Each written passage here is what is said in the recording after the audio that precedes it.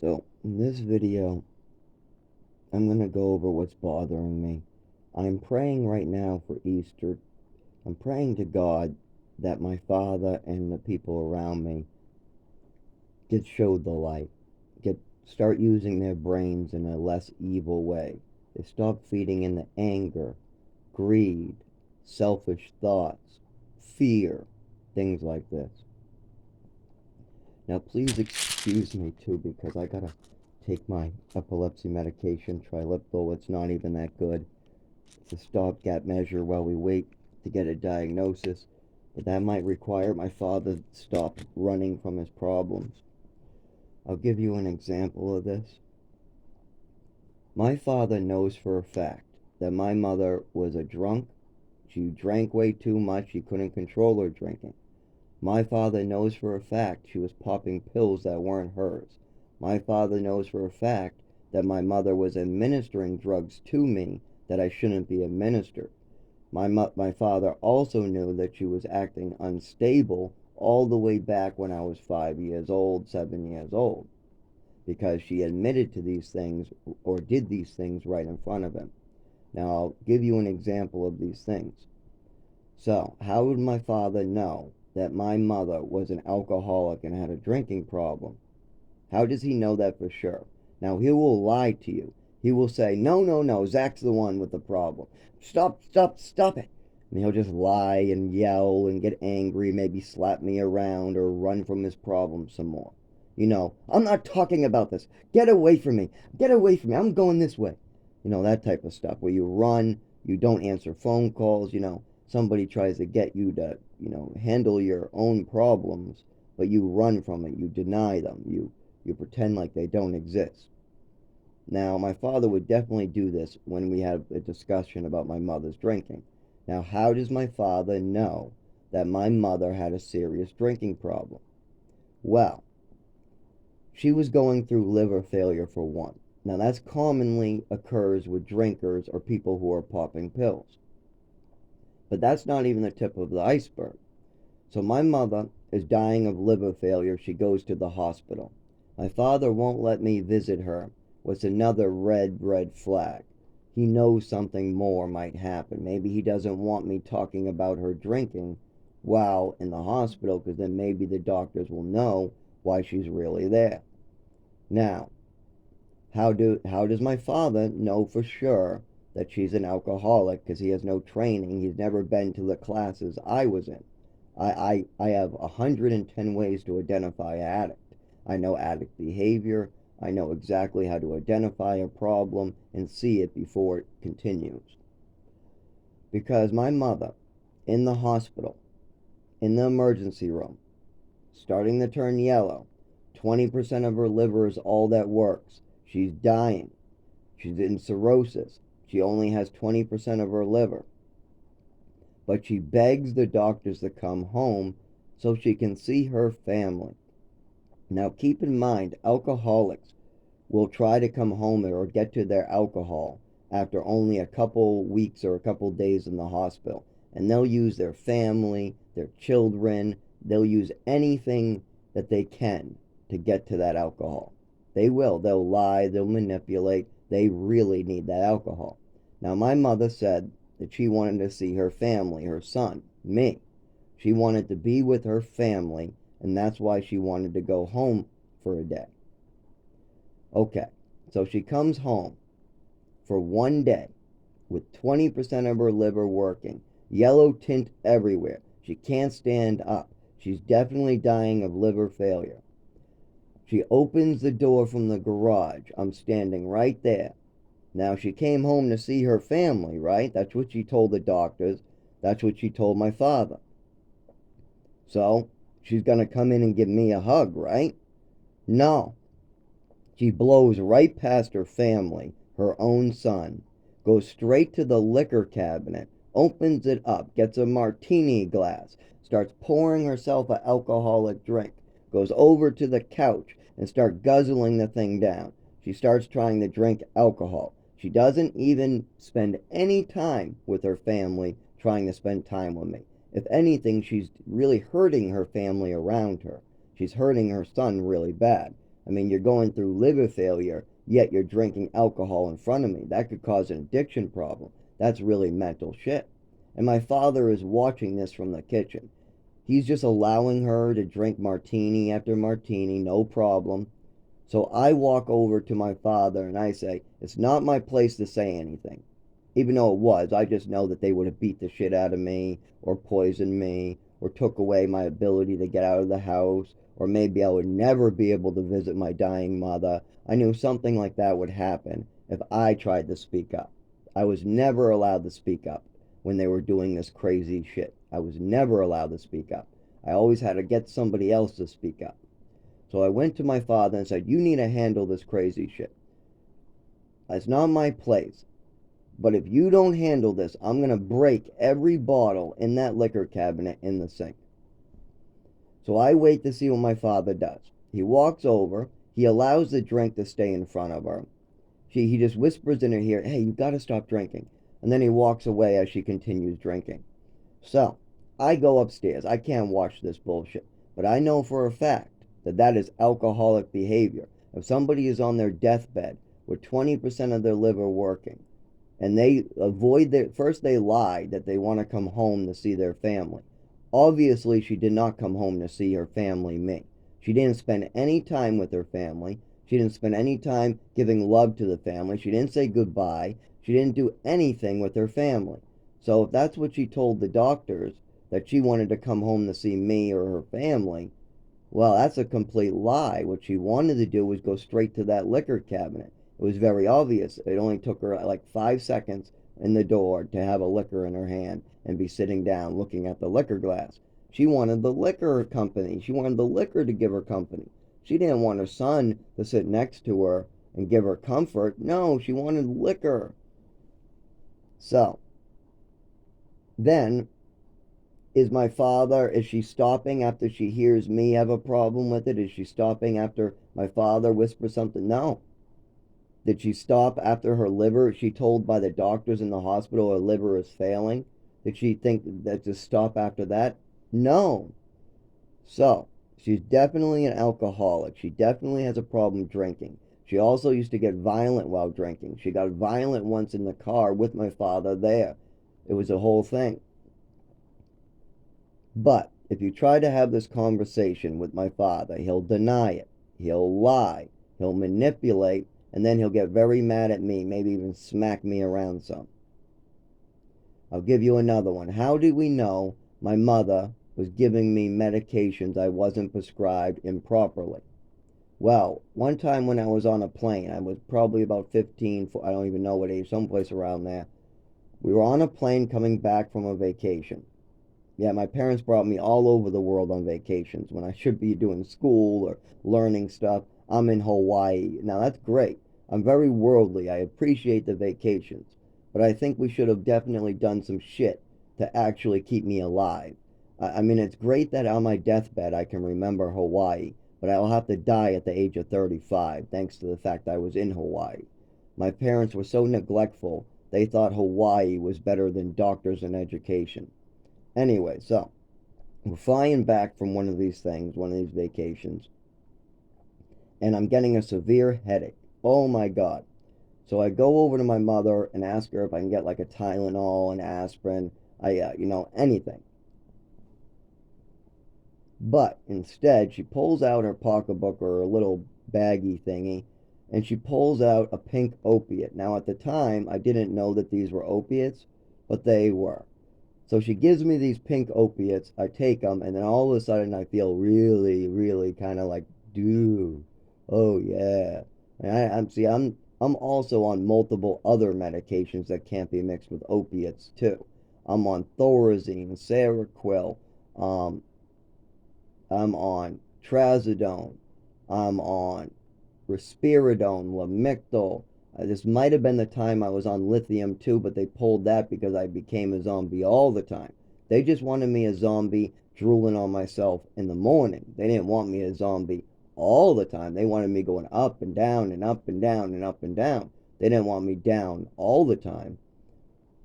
Well, I just want to be normal. Why don't we just focus on the ADHD, anxiety, and PTSD that actually exist? Nope, my mother needs to completely destroy my medical records because she doesn't want anybody knowing about the overdose at age 7. So anyways, my mother gives me these little pink opiate pills. Now, how do I know these are pink opiate pills? Because once when I became 16, I wanted to get a buzz, I remembered my mother giving me a buzz on a plane. So I looked up those pink opiates, and yes, they were in the opiate family.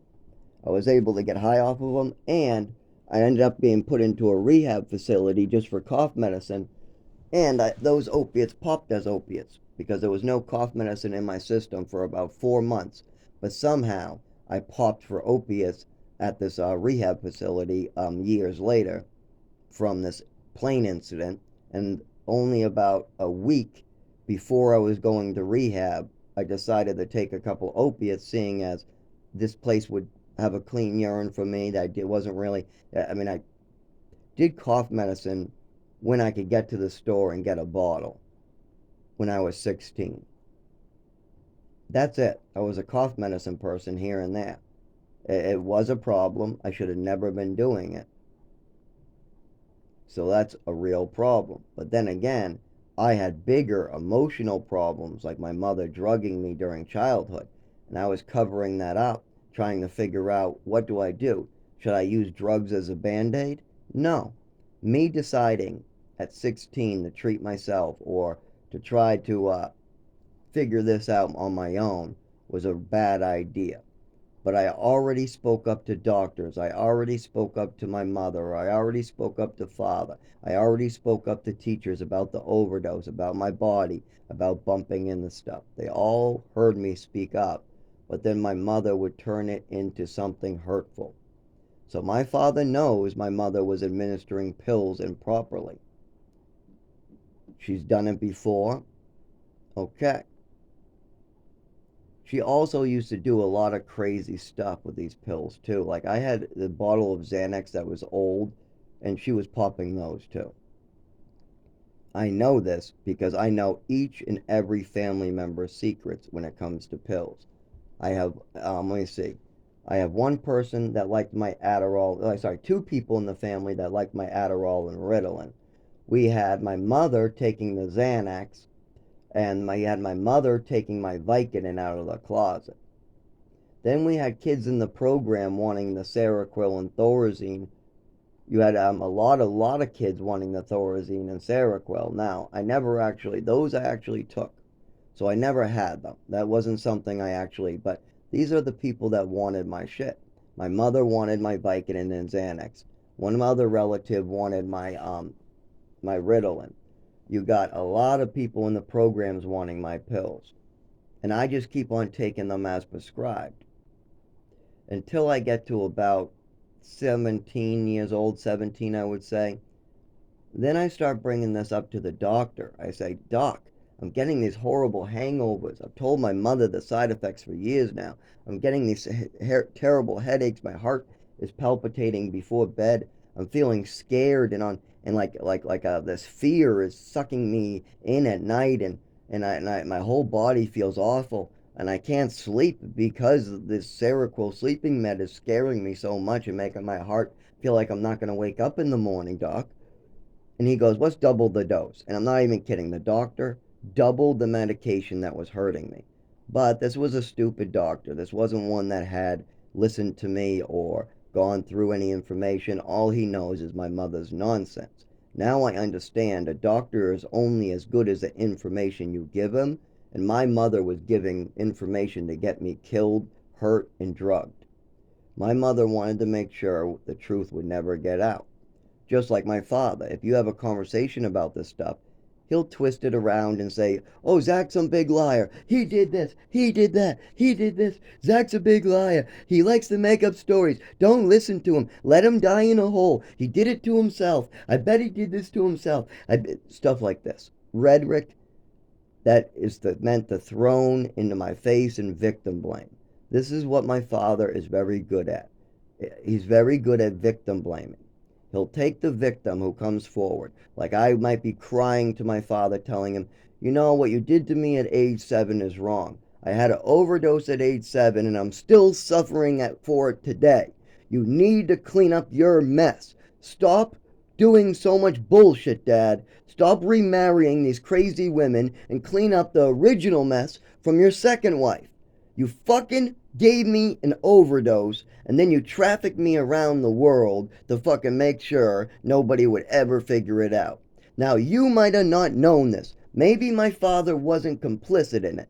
But now I'm telling him about it, and I have enough real information for him to know this is real. And he knows for real that my mother had a drinking problem. He knows for real that my mother could not administer medications properly all the time. My father knows for real that my mother would have mental breaks and act psychotic.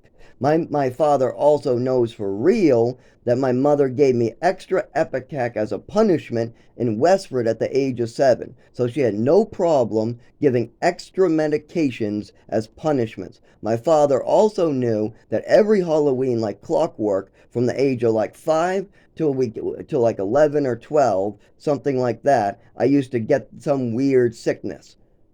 He knows there was a lot of weird motherfucking shit going on, and I was the one being victimized. I was the one sick on Halloween that couldn't go out trick-or-treating. I was the one given the extra Epicac with his head in the toilet vomiting. I was the one who had an overdose on the ground and had to speak to a doctor about it and cry himself to sleep. I am the one who had to watch my mother get drunk with her liver at 20%. I'm the one that had to hear my mother lie about me and call me a liar. I'm the one that won a swimming medal and had that turned into him a liar, a thief. I'm the one who's a fucking victim. I'm the one that has the right to be mad. And I cannot take his bullshit anymore. He needs to handle his shit. He needs to go to the doctor's office with me. He needs to go to Social Security with me. And he needs to stop lying and being full of shit. He knows that my mother was dying with her liver failing at 20%. Only 20% of her liver was working. She lied to the doctor that she wanted to see her family, and then she blows past her family to get to a liquor cabinet. He knows that for sure. He watched it. He knows that my mother went into the closet, took my Vicodin, and was popping my own Vicodin right before her liver failed. He knows this stuff. And he knows, and he knew at age 7 in Westford that my mother gave me extra Epicac as a punishment because she bragged about it. Not only this, my sister and my brother-in-law both heard my mother admit this at the age of about, I don't know, I think I was like 15. They asked me why I get so upset with my mother. And then my mother goes, my adopted mother goes, oh, he probably has a problem with his biological mother from when he was 1 year old. That's all it is. That's bullshit. That has nothing to do with why I'm upset at you. I'm upset at my adopted mother because she continues to drug and cause damage to my body. Then I say, what? How about the extra Epicac? You gave a 7-year-old a whole bottle of Epicac as a punishment. You gave extra medication as a punishment. And then I got her to admit, I said, let me guess, you're going to lie about this now. You're going to lie about it and say I'm some big liar, right? And because I said that statement right after the truth, she wasn't able to lie. She felt a little bad about lying now, so she told the truth. She said, okay, I did it. So what? I gave you extra drugs as a punishment. So what? Then I look around the room and I say, does anybody see a problem with this? Anybody think there's a problem with giving a child extra medication as a punishment? And my sister and my brother-in-law go, yes, there's a problem with that. And then my father in the kitchen goes, no, that's fine. You can give kids extra medications as punishments. That's fine. So my father knows that there was a serious motherfucking problem with Patricia, my mother. And it affected my body in ways that I will never recover from. Now today is Easter, and I'm praying for God to heal me and help people understand what the truth is and follow God's light. But instead, I will be praying by myself, and I have no way to really convince anybody to help me because that's a choice. I don't have to convince them. They now have the information they need to make a choice. If my father wants to choose to kill his son because he doesn't want to deal with the mess he created, if he just wants to call me a liar, when I let's say I make a mistake with a word, let's say I call Xanax Zyprexa. Let's say I accidentally call Xanax Zyprexa and Zyprexa Xanax. Oh, then he'll just pull that one word out of the whole conversation, say, "You're lying. See, I knew you were lying. I knew you were lying. I knew you were lying. Now I'm going to run away from this. I'm going to run away as far as I can. No, no, no, I don't want to hear anything. I'm going to go on the beach. I'm going to go party, and you can go do whatever you do." Well, what do you mean? I die. That's what I do. I fall. My head gets bloody. Everything has been happening for 25 years. I still don't drive, Dad. I haven't driven in 16 years. Why do you think that is? Oh, because you're stupid, he'll tell me. Oh, no, I've passed plenty of exams harder than a frickin' learner's permit test. The problem is I will never pass a test with my leg. When I move my thumb, my left leg bounces. You saw my legs bouncing at the age of 6, 7, 8, 9, all the way up. I mean, actually, right after the overdose, so that probably was at age 6, maybe 7. So with all this going on, yes, this video needs to be sent to my relatives. Yes, people need to understand. And my father needs to clean up his goddamn mess already.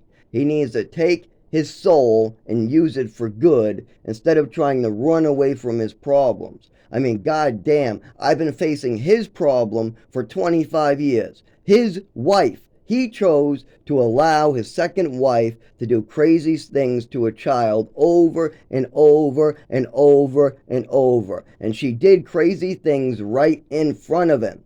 I mean, goddamn, the last thing she did was crazy. She lied about wanting to see her family and coming home with only 20% of her liver working. Then she comes into the house, blows past me to get to the liquor cabinet. Then she's drinking alcohol as her liver's failing. Meanwhile, my father's running away into the kitchen trying to ignore all of this, just like he's trying to ignore his messes again. Your wife is in need. Do not ignore your wife. You need to go over there and you need to dump all the alcohol. You need to be a good man. I know he has no problem beating on me. He has no problem smacking me. He has no problem yelling at me. He has no problem telling me off. But how about your wife? Are you ever a man when it comes to your second wife or your third wife? Can you be a man in that situation? I know you can be a motherfucking man when it comes to me. I know you'll beat me, but can you be a man with your own self and with your wives? Can you be a man and admit to the mistakes you made? Can you take responsibility for your actions, or are you going to let somebody else suffer for the rest of their lives, whatever time's left, because you want to be selfish?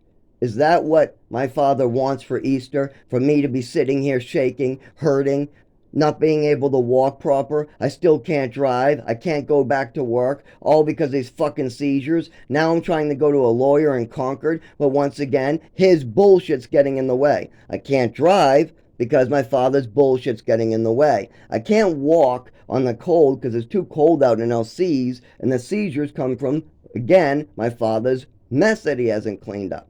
So until my father cleans up this mess, I am doomed to repeat suffering over and over. I can't drive, I can't get anywhere, and people will continue taking advantage of me because there's nothing I can do until my father takes responsibility for his actions. Now, I've taken responsibility for my addiction, and I've worked hard to get sober. I have that under control. I have an apartment, a house. I have thousands of dollars worth of medical equipment. I've talked to doctors for years now. I've come out with multiple videos. I'm writing a book about my life, but not even a book, just my life beginning to end.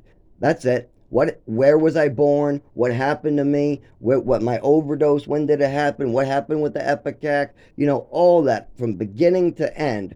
Truthful, honest. They come from PTSD flashbacks.